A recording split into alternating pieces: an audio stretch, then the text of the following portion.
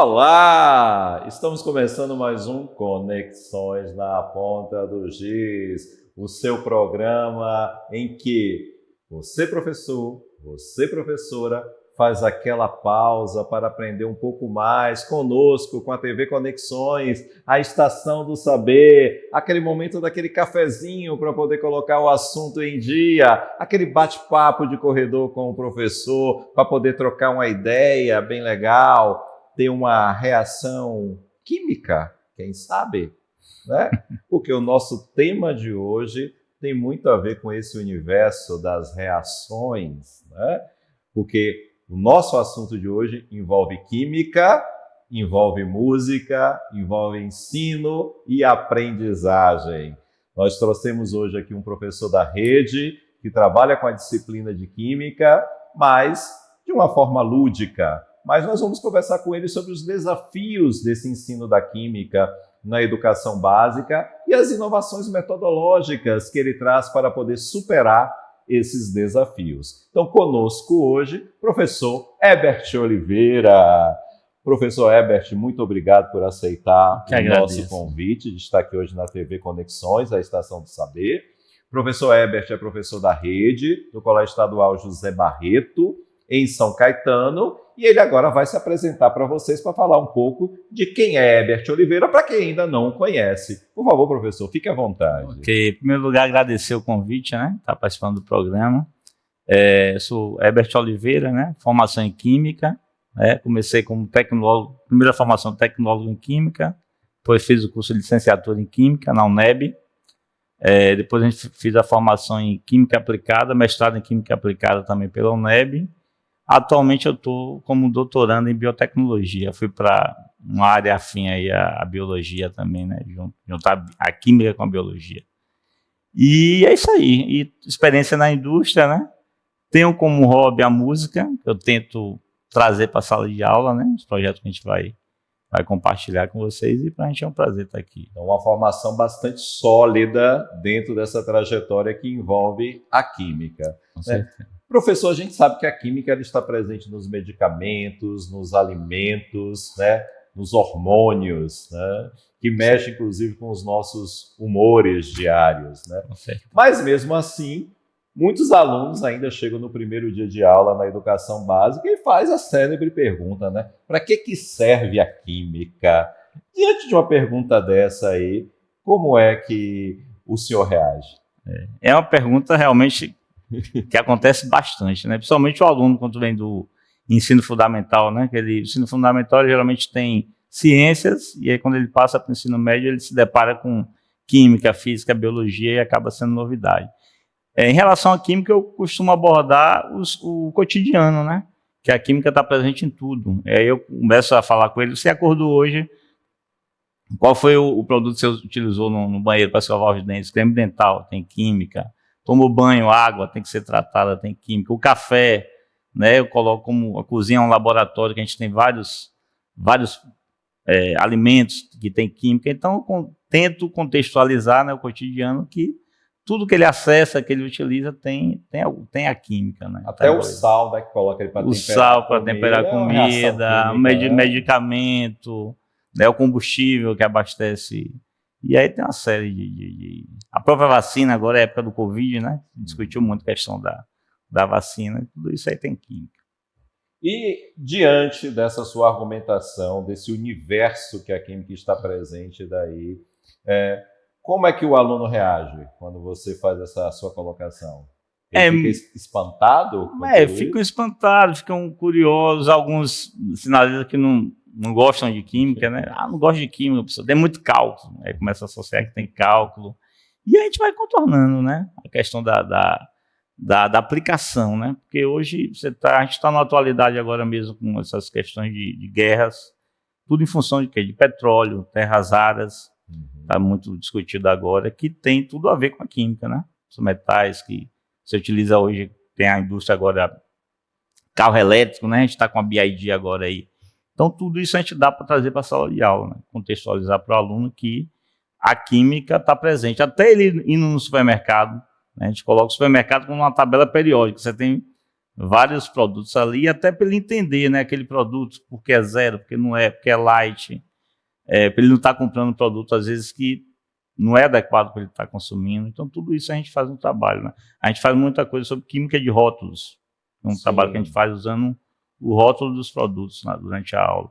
Já fiz esse trabalho, é bem interessante. Cada um traz um rótulo. Do rótulo? Cada um traz um rótulo, né? Um rótulo de uma água mineral, rótulo de um sanduíche, um biscoito. E aí a gente vai ver a composição química de cada produto daquele e aí abordar em sala, né? Muita coisa eles não conhecem, tem alguns adoçantes, né? Porque faz mal, porque não faz, e aí é bom que levanta curiosidade e desperta, né?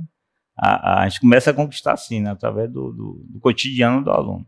Já está dada aí a primeira dica, né? Você trabalhar dentro do contexto aí para poder despertar essa aprendizagem significativa do estudante a partir da análise de rótulos, né, de produtos do supermercado. Então, uma ida ao supermercado já pode se transformar em uma aula de química, né? Então, já percebi que o professor ele consegue superar então essas adversidades. O seu alunado hoje, professor, é um aluno do quê? Do noturno, do diurno? Qual é o perfil do seu aluno hoje? Eu trabalhei um período com EJA, um noturno, né? Foi um grande desafio. Também tinha muitos alunos que tinham tempo que não estudavam. Alguns até não tinham visto química, né, durante a formação. E aí eu voltei para o matutino, estou trabalhando agora com ensino médio, terceiro ano, primeiro, segundo, terceira série do ensino médio. E é muito diverso, né? Tem muitos alunos, às vezes, que têm muita dificuldade em química pela questão dos conteúdos de matemática, né? Que, principalmente quando você trabalha a química que envolve algum cálculo, alguma coisa, e aí entra essa dificuldade do aluno. Principalmente a matemática é ainda o calcanharzinho de Aquiles lá do Mas estudante. a matemática que é utilizada dentro da química é uma matemática aparentemente básica, né? Mais ou menos. Tá? Tem um negócio no cálculo estequiométrico. Qual seria o tipo de competências matemáticas que o aluno tem que dominar para poder compreender melhor a química? Química, aí teria que... Depende do conteúdo, né? Por exemplo, estequiometria, que é um assunto de química, que geralmente os alunos têm dificuldade em relação à proporção, né? Tem algumas divisões com notação científica, isso aí... E aí a gente precisa do apoio dos colegas da área, né? De matemática e física também, sempre está trabalhando na interdisciplinaridade para poder estar resolvendo a situação. O ano passado eu estava com a turma de física, que eu também ensino física, né? A gente também é habilitado a ensinar física, e aí eu ensinando a eletricidade, empacou lá uma anotação científica, um cálculo, e aí eu pedi ajuda da professora de matemática. Faça uma revisão de potência lá, porque eu estou precisando aqui para física. Isso é bom, né? Que gera essa troca com os colegas é importante para poder fazer com que o conteúdo ele possa realmente se desenvolver. Isso. E em termos de experimentos, como é que é hoje o experimento de químicos dentro da sua prática? Normalmente o quê? É possível fazer experimentos levando elementos de casa ou é feito alguma outra coisa no laboratório da escola que requer elementos... componentes mais elaborados, vamos dizer assim. Hoje eu acho que é uma dificuldade grande da questão da estrutura, né? Logística de laboratório, né? Muitos colégios da rede não têm essa estrutura. Então, como é que a gente pode estar superando isso aí? Através de que a gente chama de química de material de baixo custo. Material você pode até pedir para o aluno trazer de casa. Então, hoje tem muitos sites, canais de YouTube, tem o canal... acho que Canal do Mundo, Mapa do Mundo, alguma coisa assim, que tem também, ele faz muito experimento usando materiais alternativos. Então a gente tem que trazer isso por conta de superar essa dificuldade, principalmente colégios que não têm laboratório, né? No meu caso lá, acontece isso, o laboratório está sendo ainda reformado e a gente precisa, e a gente faz o experimento na sala de aula mesmo, na sala de aula, como a gente quer, com material de baixo custo, o aluno pode trazer, a gente pode levar e aí dá para a gente... Então são práticas simples, dia a dia, com elementos simples que o aluno tem em casa mesmo. Você pode trabalhar uma dissolução, por exemplo. Leva o antigo kisuke lá, que a gente levava para a merenda do colégio, né? E aí você faz ali a dissolução, que é uma solução saturada, supersaturada, que vai precipitar. Então, é uma coisa simples que dá para você... Porque o grande desafio da química é a questão da abstração, né? A química tem muito isso, o mundo microscópico, agora nanotecnológico, né? Então são partículas bem pequenas que o aluno, para extrair o que é o átomo, molécula, é complicado. Então você tem que ir para o macroscópio, através de experimento, para ele entender o micro, né? E a aplicação disso, onde é que está sendo aplicado, né? Para que serve? Então isso é bom você estar sempre associando essa questão do macro, micro e aplicação, né? No dia a dia do aluno. Isso aí. Vejam como é importante o contraponto aqui que o professor Herbert traz, né?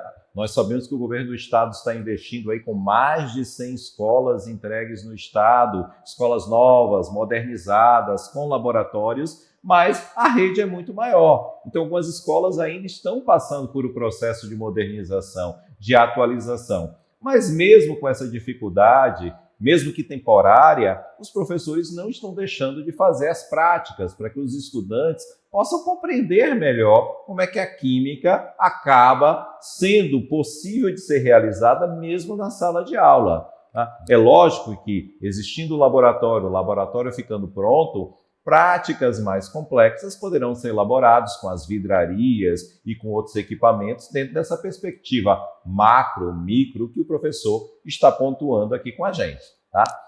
Professor, também observei que no seu trabalho, pelo fato de ser músico, há essa interseção, essa interdisciplinariedade da química com a música. Isso nos chamou bastante a atenção, né? Em que momento aí a química e a música se cruzam? E da onde surgiu essa inspiração e como é que ela se desenvolve na sua prática? Várias perguntas aí. Foi muita coisa. Vamos lá. São duas paixões, assim. A música, até veio primeiro que a química, né? Meu pai era músico, isso vem de infância. E quando eu fiz o curso de química, eu sempre comecei a tentar articular essas duas, essa interação, né? Hoje eu estou batizando o projeto que eu estou com os alunos já, musicoquímica e afins. Afins porque a gente tenta também depois trazer contextualizar com a biologia, com a física. Então, o que é que a gente está buscando? Músicas da MPB, da música popular brasileira, que você pode trabalhar algum tema, algum conteúdo, né? algum componente lá curricular do aluno. Exemplo, Luz do Sol de Caetano, a música você pode trabalhar o tema de fotossíntese, falar sobre fotossíntese.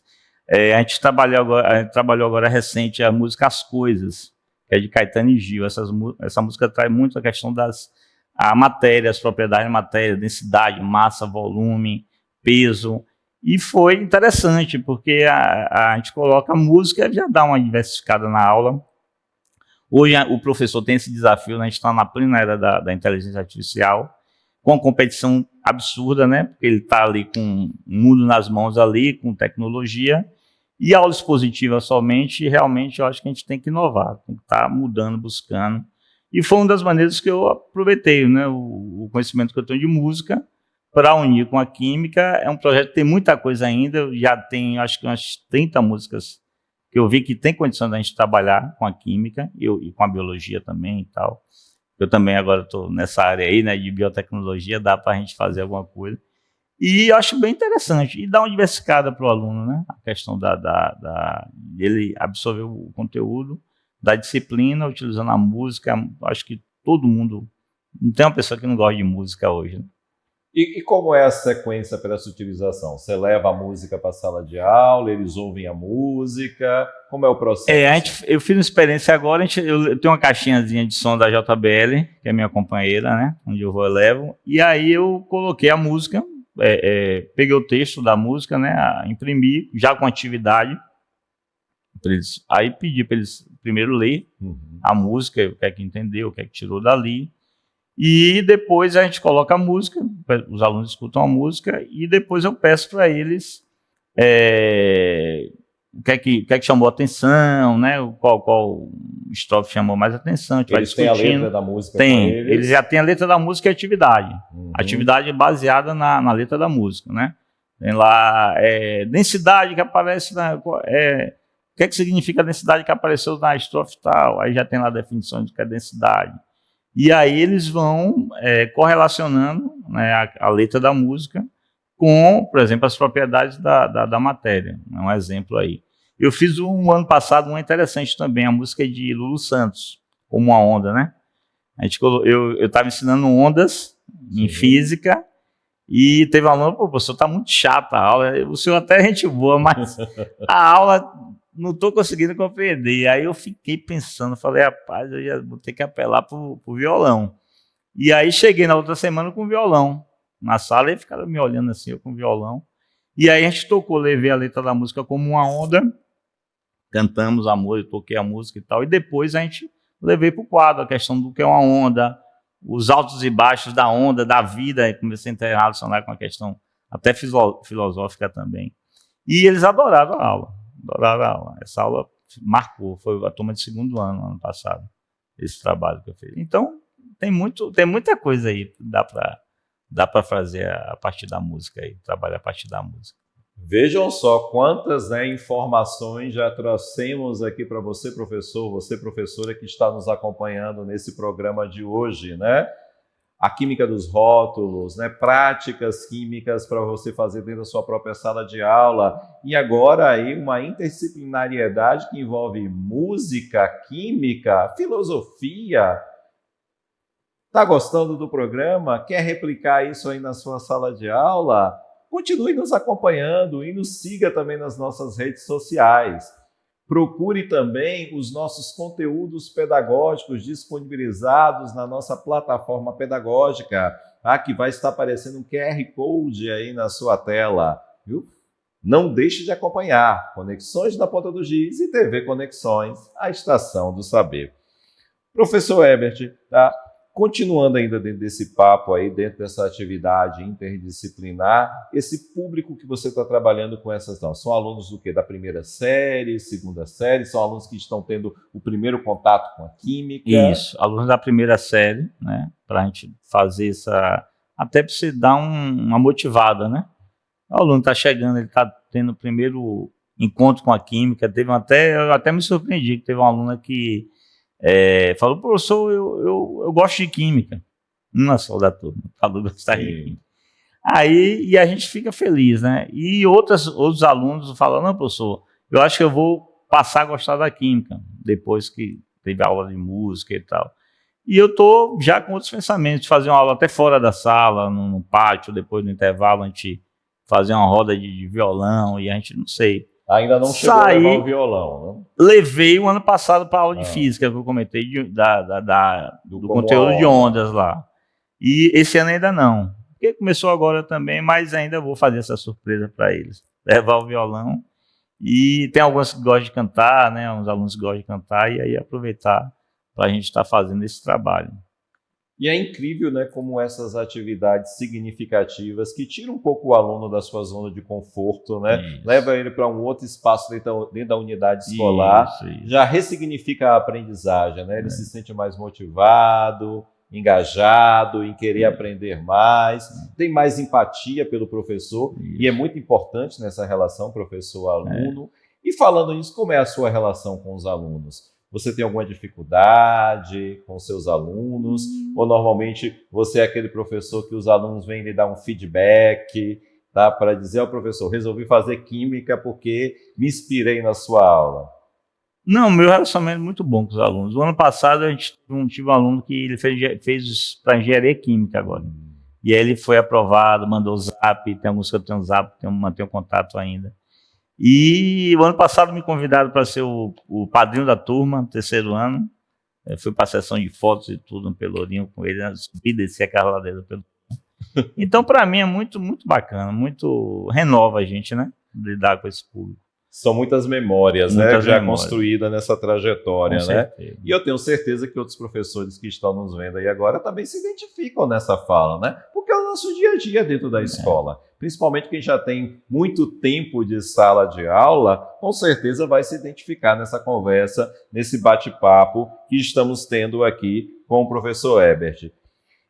E a parte da iniciação científica, professor, como é que está sendo esse incentivo aí? A química, ela acaba contribuindo também com essa iniciação científica dentro da unidade escolar? Com certeza. No passado, no colégio, teve um convênio com a UNEB, que é o PIBIC, né? Que é um programa que a UNEB tinha. Se afastou um pouquinho, a gente vai ver se consegue retomar isso aí. porque desperta o aluno na questão do conhecimento científico, né, a metodologia científica, a curiosidade, né, por que está acontecendo aquilo, que a ciência não tem achismo, né, você não pode partir do... eu acho que... Não, você tem que provar, tem que fazer toda aquele metodologia científica, método científico, né, e a literatura hoje tem que ter uma preocupação grande com o que eles pesquisam, né, hoje tem um mundo hoje da informação, mas nem tudo é confiável, muito fake news, muita informação que o aluno às vezes vê, eu peço para trazer para a aula, para a gente discutir, né, o que é que eles estão consumindo de informação, né, porque hoje você tem o Instagram, tem o TikTok agora, que né, tá na moda deles. E as redes sociais, as redes sociais geral, também, em geral, né, que eles se empolgam muito com as redes sociais e deixam, às vezes, de conhecer até o país, a ciência, né? Agora tem essa questão agora aí da pesquisadora, né? Da polilaminina, que está sendo muito divulgado. Tatiana Sampaio. Tatiana Sampaio, isso que está aí muito... A gente traz isso para a sala de aula, né?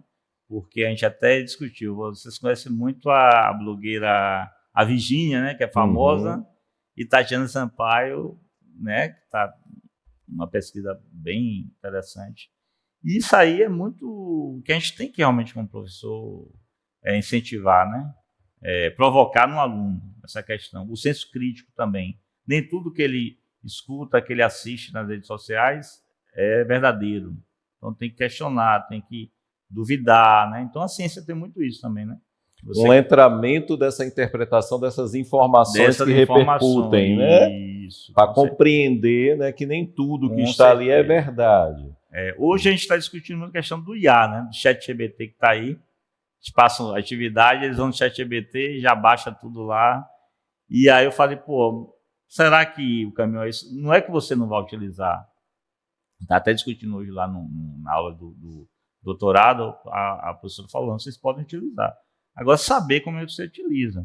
Utilizar como analisar os dados, né, que você está obtendo ali. Não é você copiou, colou e entregou para o professor o trabalho. Você usar com ética, né? Com moderação. A interpretação correta daquelas informações. É uma ferramenta boa, né? Só que você tem que saber como é que você vai aplicar isso. E o aluno, às vezes, foi aluno e sabe. Né? O aluno quer a facilidade, quer estar ali para... eu me lembro que assim, nós somos, né, de uma geração que nós passamos pela máquina de datilografia. Né?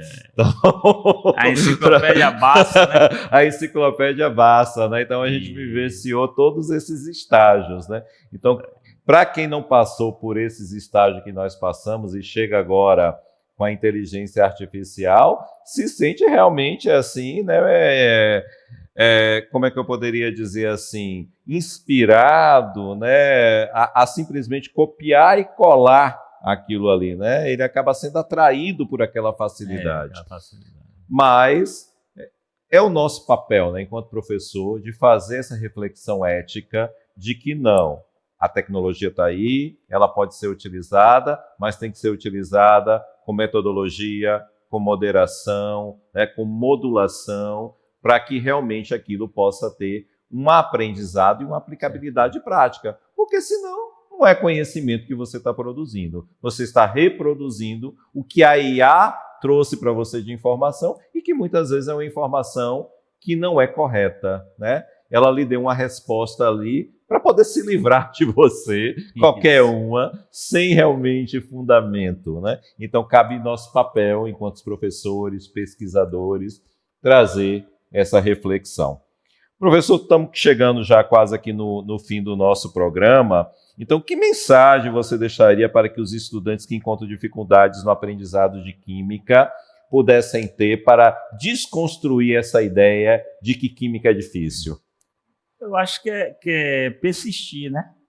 Persistir, não desistir não só da química, do conhecimento em si, dos estudos, né? E a gente tem uma era agora que os alunos sonham em ser jogador de futebol, sonham em ser blogueira e acham que o estudo não tem recompensa o estudo. Então, acho que não só química, qualquer disciplina, acho que a gente tem que que incentivar isso aí, a questão dos estudos. É muito bom quando a gente vê os alunos concluírem e voltar, né? Pô, eu estou fazendo, teve um dia que chegou um aluno noturno, está fazendo biomedicina. Pô, aquilo ali é uma realização para a gente também como profissional. Então é isso, a gente tem que incentivar esses meninos que não que a educação vale a pena, né? Vale a pena você estudar, fazer sua formação, né? Porque muitos falam, professor, mas eu vou usar isso em quê? Aí você vai. O conhecimento você não se perde, né? É igual a química, nada se perde, tudo se transforma. Então o conhecimento também você vai estar sendo transformado e aprimorado e seguindo adiante. Está vendo como é importante valorizar o professor? Está vendo as preciosidades que nós temos na nossa rede? Tá? Pessoas comprometidas como o professor Herbert, que está aqui hoje conosco, e vários outros que com certeza estão aí nos vendo agora, que em breve poderá estar aqui conosco, batendo esse bate-papo, falando da sua prática, da sua trajetória, da sua experiência. É para isso que existe o Conexões na Ponta do Giz. Professor Herbert, fique à vontade para deixar sua mensagem final. Agradecer mais uma vez o convite, né? E dizer que educação é fundamental, né? Não só para o desenvolvimento dos alunos, né? Nós, professores, também, a gente recebe isso aí. E o desenvolvimento do país, né? O Brasil, acho que ele tem tudo para dar certo, apesar de toda a corrupção. E eu acho que a educação é o caminho. Os países que hoje estão aí em ponta, né? Como a China e outros mais, investiram em educação. Então, acho que o caminho é a educação. Acho que melhorar esse país. Maravilha. E aí, a reação química fez sucesso com você? Que bom! Então, estamos parando aqui agora, estacionando aqui agora, mas nos vemos no próximo Conexões na Ponta do Giz. Até lá!